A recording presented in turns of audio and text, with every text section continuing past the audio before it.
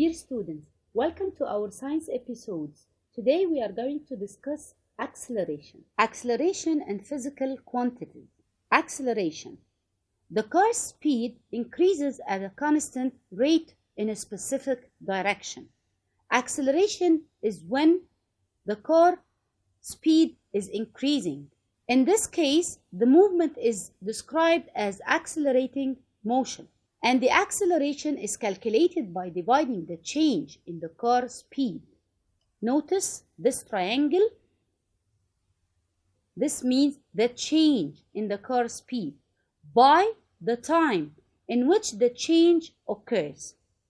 So, in this example, you will find this car starts from the 0 second. The speed was 0 meter per second. After 1 second, the speed was 3 meters per second. After the second, it's 6. Third, 9. Fourth, 12. So the speed is increasing. If the speed of the car is increasing, so it's accelerating. How can we calculate this acceleration? By the change in this speed. So acceleration is the change in speed divided by the change in time. And the unit of measurement is the meter per second square. Acceleration is calculated by the difference between the final speed and the initial speed. So this is the final speed, the 12 meter per second. And the initial speed is the 0 meter per second over the time. So we can say here in this example, 12 minus 0 over the total time, which is 4. So 12 divided by 4 equals 3 meters per second square. This is the acceleration. Another example, a car is moving at a speed 15 meters per second, and after 5 seconds, its speed becomes 40 meters per second. Calculate its acceleration. Acceleration, as usual, is the final speed, which is v2, minus initial speed, which is v1, over the time, the total time taken for this change to happen. So it's 40 minus 15 over 5. It's 40, which is the final speed, minus 15, which is the initial speed, divided by 5 seconds. It will give us 5 meters per second square. In this picture, give reason why acceleration is 0 when the object moves with a constant uniform speed. This means covering equal distances at equal periods of time. Because the speed does not change with change in time, there is no increase in speed. If we will represent it on a speed time graph, you will find the line is parallel to the time axis. So here the acceleration is 0. The car is not speeding up. Uniform acceleration. It's when the object speed changes or increases by equal values through equal periods of time. So look at this graph. Speed versus time graph representing acceleration. If the graph is speed versus time, not distance versus time, this graph is representing actually the acceleration. The speed starts at 0 seconds. Here is the start point. And then 20 over 10, 40 over 20, 60 over 30, 80 over 40. This is uniform. So the increase is constant. Here is the increase is 20, here is the increase another 20, another 20, and the change between time is only 10 seconds all the time. So the increase is constant. Acceleration equal 80 minus 0, the final speed as usual, minus the initial speed over the total time, which is 40. And the acceleration now is equal to 2 meters per second. Therefore, the car is accelerating by 2 meters per second square every second. Uniform deceleration. If the car is slowing down, or the moving object is slowing down, we call this deceleration. So it decreases by equal values. If it is uniform, it decreases by equal values through equal periods of time. So again, it's the speed versus time graph, and we agreed upon if the graph is speed versus time, it represents the acceleration or the deceleration. Deceleration is when the car or the moving object is slowing down. So you can see here the numbers are decreasing. Acceleration is v or the final speed minus the initial speed over the total time. And here the acceleration is preceded by the negative sign, which means that the object is slowing down, or we give it the name deceleration.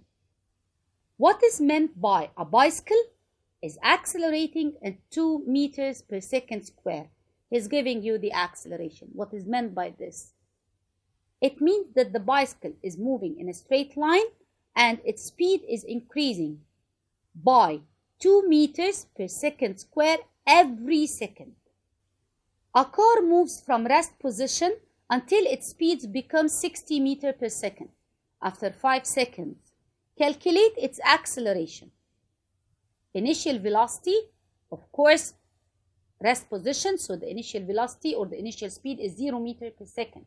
And the final speed is 60 meters per second. So the time is 5 seconds. So 60 minus 0 divided by 5, it will give us 12 meters per second square. Physical quantities.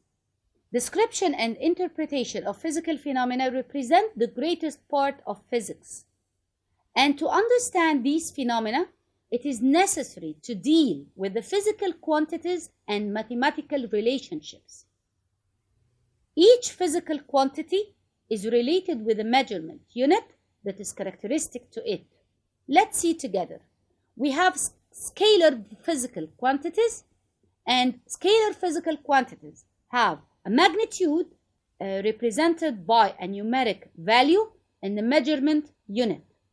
So, if we are talking about mass, it's measured in kilograms. So we can say, for example, the mass of the car is 20 kilograms. So 20, this is the numerical value, and the kilograms is the measurement unit. Length is measured in meters. Time is measured in seconds. Speed is measured in meters per second. Area is measured in kilogram per meter square. So speed is simply how fast you're traveling. If this car is traveling at a speed of 20 meters per second, this is its speed. And we call this quantity a scalar physical quantity.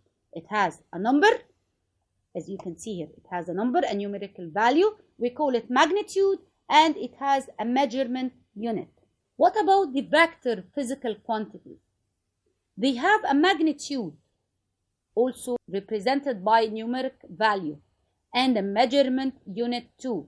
But in addition, there is a direction. So we have 3 information here instead of 2. A magnitude represented by a number, a measuring unit, and a direction. So force measured in Newton. Force has a magnitude and a measuring unit, which is Newton, and a direction. What is the direction of the force? Acceleration, it's also measured in meters per second square. It has also a magnitude, a measuring unit, and a direction. Velocity, the term velocity. The term velocity is measured in meter per second. And here you will notice that it is the same unit as measuring speed. Displacement measured in meter, and pressure measured in Newton per meter square. Let's see together velocity. Actually, velocity is the speed in a given direction. So if I'm saying that this car is traveling at a velocity of 20 meters per second, only this is speed. But if I'm saying that this car is traveling at a velocity of 20 meters per second, In the east direction, this is called velocity. Let's watch this video together.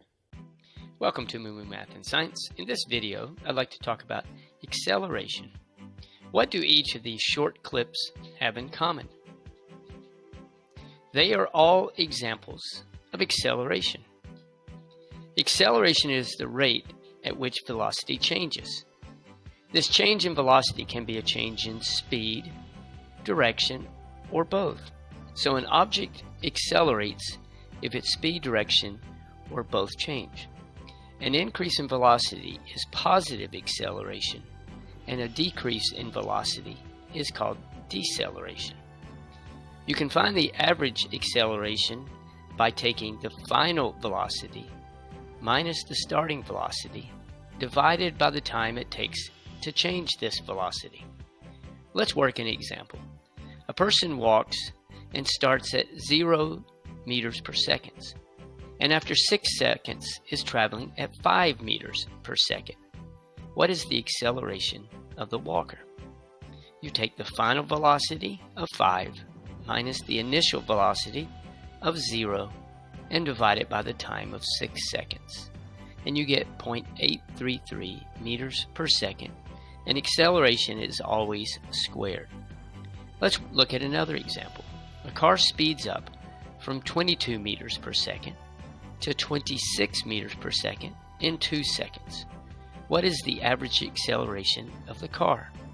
You'll take 26 minus 22 divided by 2, which is 4 divided by 2, which is 2 meters per second squared.